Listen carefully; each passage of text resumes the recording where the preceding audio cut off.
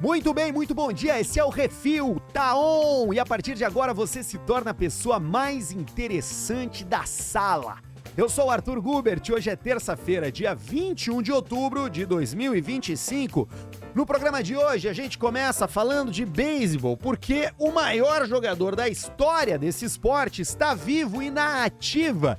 É a história de Shohei Ohtani, o homem perfeito. Também vou te contar o que aconteceu com a Amazon, que a internet ontem ficou fora do ar no mundo inteiro. Tem um artigo bem provocador da revista Time aqui também, ó. Quando tudo é fake, qual é o sentido das redes sociais?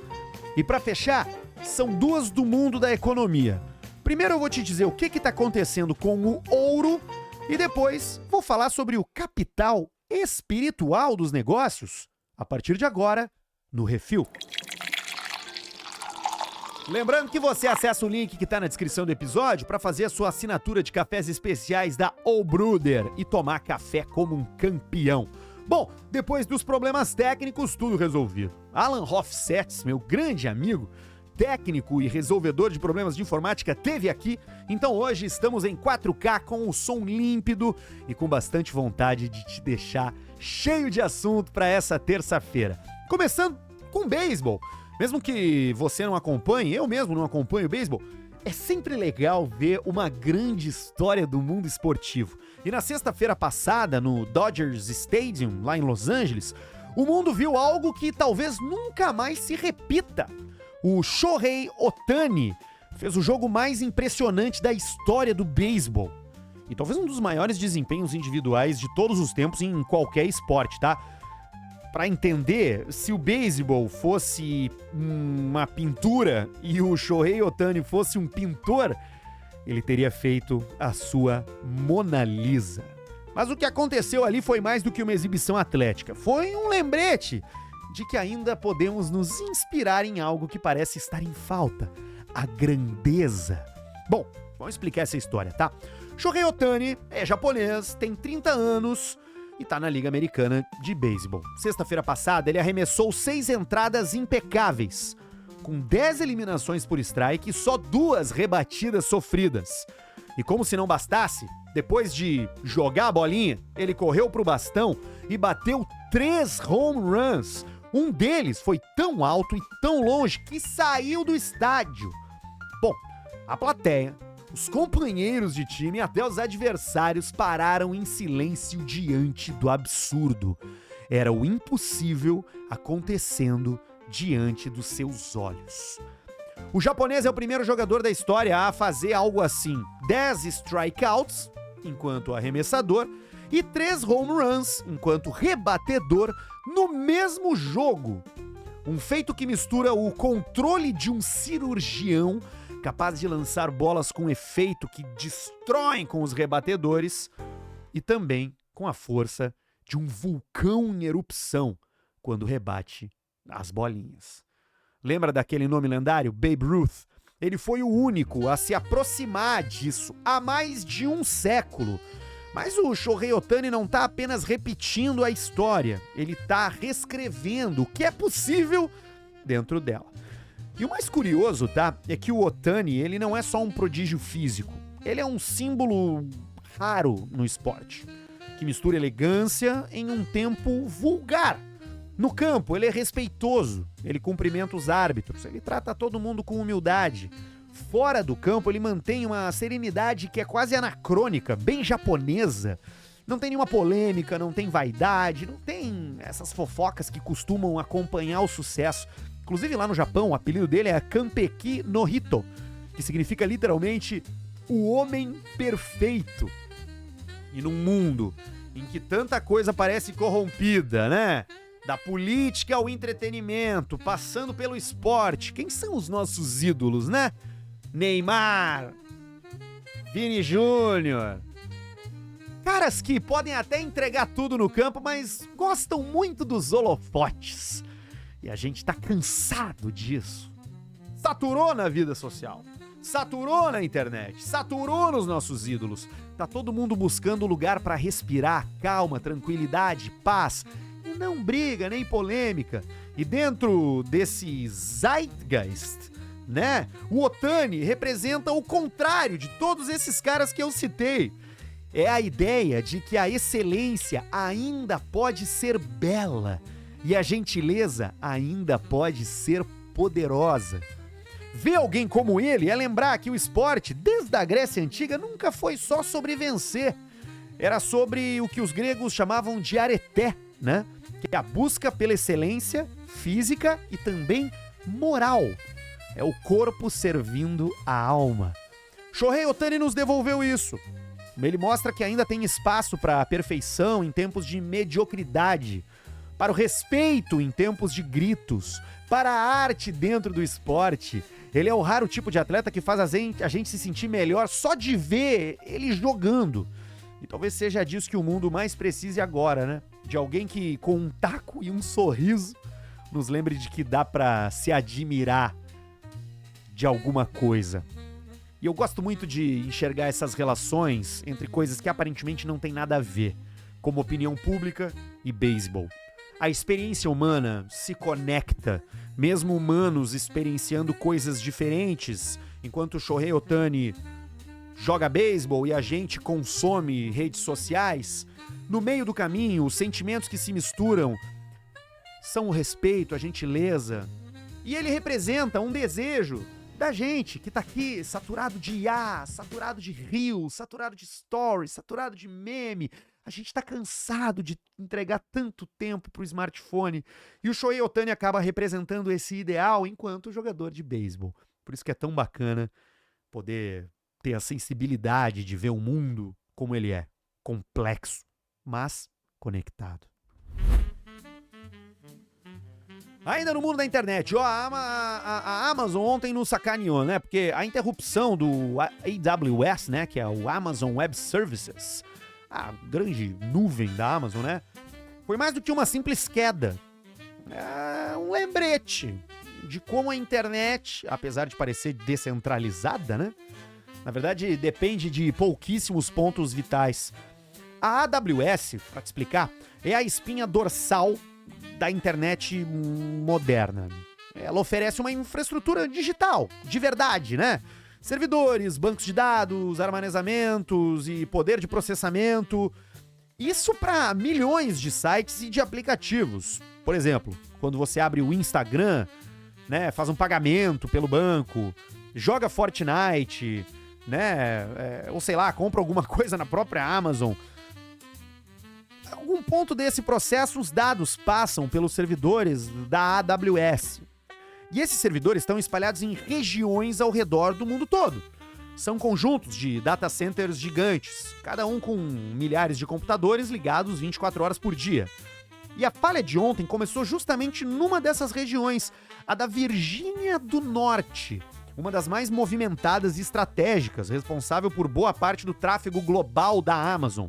E de acordo com eles, o problema começou num dos seus serviços mais críticos, o Amazon DynamoDB, que é um banco de dados que alimenta desde pequenos sites até plataformas com bilhões de usuários.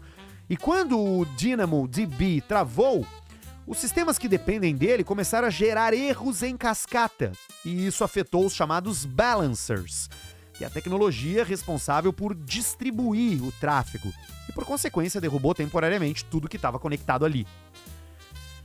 O resultado foi um efeito dominó digital. Sites ficaram fora do ar, aplicativos travaram, pagamentos online não processavam, assistentes de voz como a Alexa pararam de responder e até companhias aéreas tiveram que adiar operações por causa da dependência de sistemas hospedados na nuvem.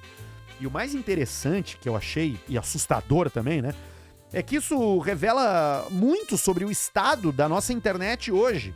Empresas gigantes, concorrentes entre si, compartilham a mesma infraestrutura de base. A nuvem prometia descentralizar o poder computacional, né, mas acabou concentrando em poucas mãos. Principalmente na Amazon, mas também Google e Microsoft, os três maiores players desse sentido. E quando uma delas cai, é como se o coração, né, o coração digital, digamos assim, do planeta falhasse por alguns minutos. E cada vez que isso acontece, fica mais clara uma verdade incômoda.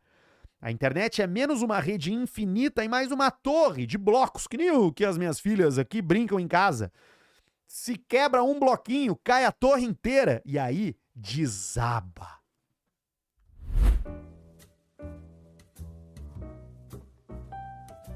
Agora imagina aí você abrindo o seu Instagram e não sabendo mais o que é real. Já tá rolando com vocês? Um vídeo de uma menina salvando o cachorro doente e dirigindo sozinha até o veterinário. Outro de um padre lutando com um rapper no ringue. Um terceiro de um menino sendo levado por um tornado. Todos parecendo absolutamente verdadeiros e todos criados por inteligência artificial.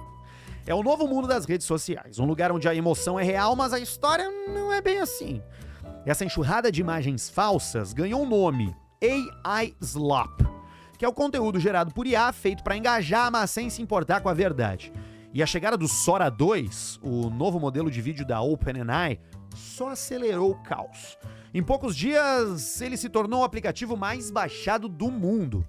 Mas junto com a novidade veio a dúvida. Se tudo é falso, para que serve continuar postando, curtindo e comentando? Durante anos, a internet foi um lugar para se conectar.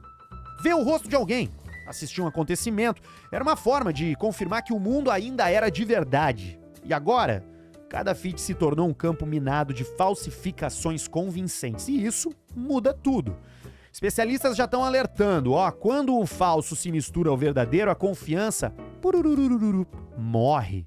Um vídeo real pode ser tratado como montagem e uma fraude como algo verdadeiro. O resultado é um estado de paranoia constante, a sensação de que não dá para acreditar em nada nem em ninguém. Enquanto isso, as empresas de tecnologia comemoram, porque assim, criar vídeos com IA gera cliques, engajamento e, portanto, lucro.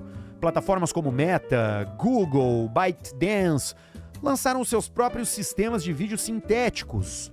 E como isso, né, vem junto aquela coisa que a gente vem falando aqui no Refil durante bastante tempo. Quanto mais tempo você passa vendo, melhor para esses caras aí. Mas tem um limite. Assim como o MySpace desapareceu quando virou um amontoado de anúncios, as redes sociais de hoje podem morrer de overdose. De overdose de estímulo, de mentira e de ruído. A ironia é que talvez a inteligência artificial acabe salvando a humanidade, mas não por melhorar as nossas vidas, mas por nos empurrar de volta para o mundo real. Já existem programas como o Month Offline, que propõem um mês longe do celular. Festa sem tela, retiros em modo avião e até plano de celular que te pagam para usar menos internet. Talvez o colapso da autenticidade digital seja um empurrão que faltava pra gente lembrar o que é verdadeiro. Um olhar, uma conversa, uma risada que não vem com a legenda. No final das contas, pode ser que a pergunta certa não seja o que é real na internet, e sim o que ainda é real fora dela. Sabe que eu tava pensando sobre essa bolha da IA, das ações de IA, dos mercados de IA e tal. Cara, a promessa era que ia curar o câncer, né? Curar várias doenças, melhorar nossa vida. E na real, não tá acontecendo nada disso ainda. O que tá acontecendo são essas ferramentas que fazem a gente perder tempo. Tipo o Sora 2, pra você criar vídeos ultra realistas do sofá da sua casa. Enquanto a cura do câncer, que é o que a gente quer, não vem, parece que a gente vai se divertindo com essas bobagens tecnológicas que ninguém precisa, né? Ninguém precisa criar um vídeo novo. Já tem bastante vídeo na internet. É algo para se pensar. Falar um pouco de economia, tá? Porque tem uma coisa muito curiosa acontecendo nos mercados globais. O ouro e as ações estão subindo juntos. É algo que historicamente não acontece. O ouro costuma brilhar, né? Crescer quando o mundo teme o colapso, porque ele é um ativo verdadeiro, concreto, físico. Então, quando as pessoas estão desconfiando da economia, elas compram algo que dá para botar embaixo do travesseiro. Nesse caso, o ouro. Agora, as ações tendem a crescer quando a confiança no mercado é grande. Se você olha para o futuro e é otimista, você aposta nele comprando ações. Acontece que em 2025 os dois estão em festa, o ouro e o mercado de ações. A explicação mais repetida é que os investidores compram ouro como proteção contra a incerteza política, especialmente nos Estados Unidos, enquanto surfam o otimismo das ações impulsionadas pela inteligência artificial. Só que quando você for conversar com seus amigos sobre economia, diga para eles que isso não faz muito sentido. Se o medo fosse real, haveria fuga do risco e não uma farra generalizada. Fui atrás do que um economista muito renomado da Rockefeller International, o Ruchir Sharma, propõe. E a leitura dele é bem mais simples. O que está movendo tudo é a liquidez, dinheiro em excesso circulando no sistema. Desde a pandemia, governos e bancos centrais injetaram trilhões de dólares em vários estímulos. Desde os pacotes de ajuda que a gente teve aqui no Brasil, nos governos, nas cidades, até coisas bem maiores para salvar grandes empresas, né? E isso faz com que o volume de recursos disponíveis siga muito acima do normal. Só nos Estados Unidos, por exemplo, os fundos de investimento em dinheiro ultrapassaram 7,5 trilhões de dólares. Isso é muita grana circulando. Então, na prática, o mundo vive uma ressaca doce. Há tanta liquidez sobrando que qualquer ativo sobe. De ações de tecnologia a barras de ouro. E o comportamento dos investidores reflete um vício aprendido na última década. A crença de que o Estado sempre vai salvar o mercado. Quando o risco parece controlado, a euforia toma conta. E o resultado é um mercado inflado por confiança artificial. O ouro não sobe por medo. Ele sobe porque tem dinheiro demais buscando refúgio. As pessoas precisam colocar em algum lugar. E as ações não sobem por fundamentos, mas porque ninguém quer ficar de fora da festa. Mas festas, movidas à liquidez, terminam sempre do mesmo jeito, com a conta chegando. Se a inflação acelerar o que hoje parece ser uma dupla vencedora, o ouro e as ações, pode despencar ao mesmo tempo. E no fim, o que a gente vê não é uma celebração da prosperidade, mas um sistema de excesso. Para fechar, vamos falar sobre capital espiritual. Um assunto bastante interessante que cruzou meu caminho ontem à noite. Bom, vamos lá. Nos últimos anos, se falou muito sobre propósito, né? Não sei se você é dono de um negócio, se você trabalha em um negócio, mas acho que você vai se identificar aqui no meio. Se falou sobre propósito, sobre ESG, né? Sobre bem-estar corporativo. Mas tem algo mais profundo sustentando tudo isso. Algo que não aparece nem nos relatórios e nem nas planilhas. Justamente esse capital invisível da espiritualidade. Vamos olhar para a psicanálise? Tem um cara chamado Carl Jung, um dos mais proeminentes e importantes nesse campo da análise da mente humana. Ele alertava que o pior que pode acontecer com uma sociedade é perder a alma. E hoje essa perda se manifesta no mundo do trabalho em pessoas tendo burnout, né? Se desconectando umas das outras. Uma crise generalizada de sentido na vida. A gente tenta preencher esse vazio com produtividade, com consumo, com tecnologia. Mas o que falta para resolver esse problema não está fora, está dentro. A consultoria McKinsey chamou isso aí de saúde espiritual, que é a base da saúde mental e emocional. E ela se apoia em 4 pilares. Presença, né? Que você precisa ter para decidir com consciência. Vida com significado, que une ação, né? E propósito, que é o que você faz e por que você faz. Também senso de contribuição, que é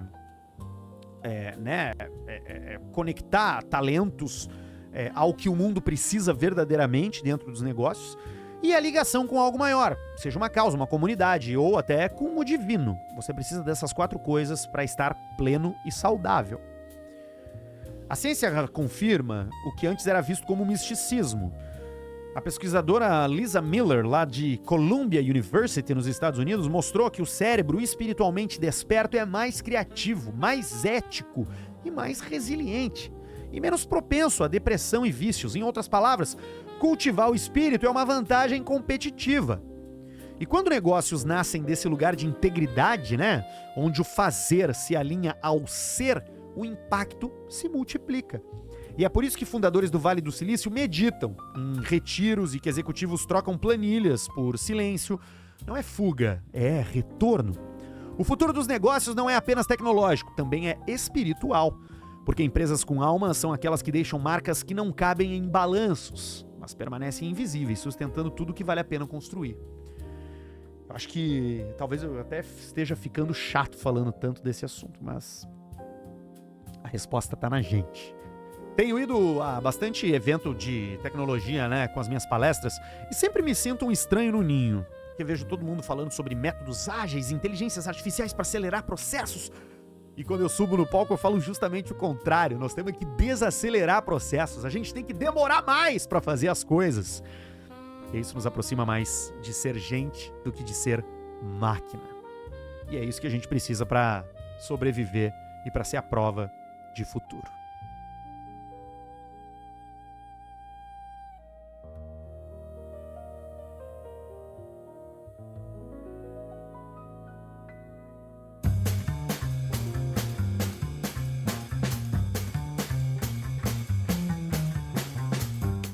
Muito bem, o Refil vai ficando por aqui, espero que você tenha gostado. Se não gostou, me conta nos comentários, no YouTube, no Spotify, tanto faz.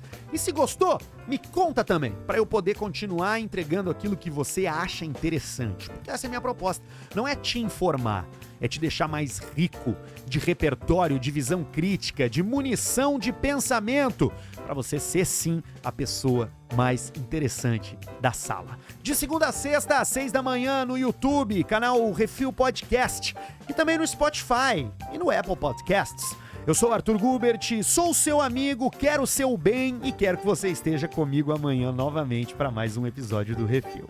Eu vou ficando por aqui, a gente se fala por aí. Tchau, tchau!